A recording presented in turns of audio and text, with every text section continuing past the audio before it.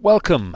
This is actually video 3.5 or 3B in this video selection because I realized, having done video 4 where I made the lid, that actually I've forgotten to show you how to save this in Fusion 360 and how to export it for 3D printing. So I just need to look at that very quickly. In terms of saving, if I come to this data panel, this little waffle on the top left corner here, and expand that, then what I've got in here are my previous projects. So here I've got an LED mood light I've been working on, but if I click on the back arrow here, then these are all my projects over time.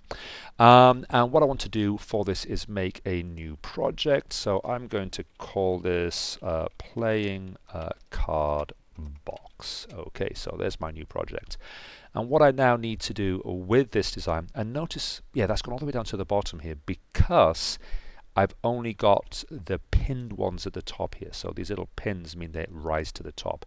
Let's come back down to my playing card box. If I wanted to have that as a regular kind of project, I could pin it, and that now places it at the top of my list. Okay, so if I double click on this, I'm now looking inside the contents of my playing card box projects, and you can see that at the moment there's nothing there. So let's come back to my design here. Let's come to save. Notice already it's in playing card box, and if I click on the down arrow here, I can choose different projects, and I'm going to call this, well, playing card box, and I'm going to call it version 1. I always version number my things, even though there's like a version numbering thing built into Fusion 360, but that's a different story. Let's just save that there, and there it is. Now I can see that playing card box version is appearing here. In fact, no, let's have a look at the versioning feature right now.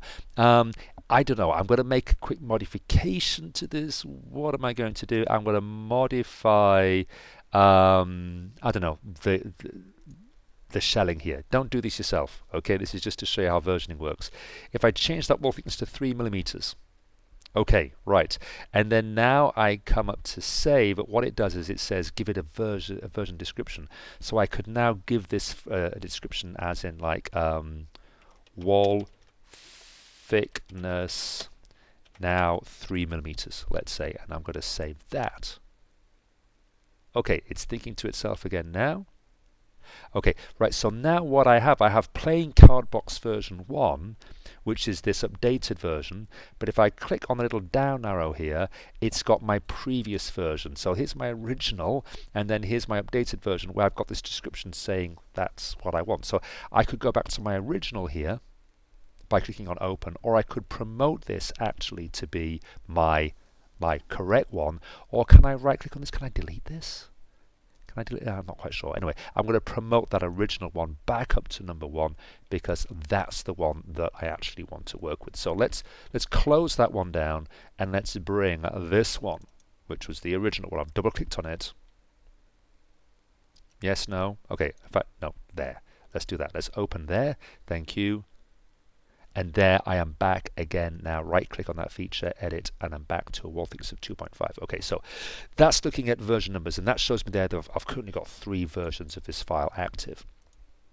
Okay, last thing is exporting this for 3D printing. So to do that, I'm going to come to the little file menu here, 3D print. I've only got one body here because well, everything's kind of joined together. When I cut out my lid here, it simply cut it out of the original box profile, so my lid body disappeared. I want high refinement. I'm going to select what I want to 3D print, which is this box. In our case, I'm going to turn off the Center 3D Printer utility, which means that when I click on OK, it allows me to save this as an STL file. And let's have a look. I'm going to save this to playing card box. There you are. And I'm going to call this playing card box. In fact, let's put in here Mr. Shaw playing card box version 1. Okay, as an STL file. Save that, and that's now ready for me to go ahead and 3D print. So that's what I missed out on earlier, and I'll let you carry on.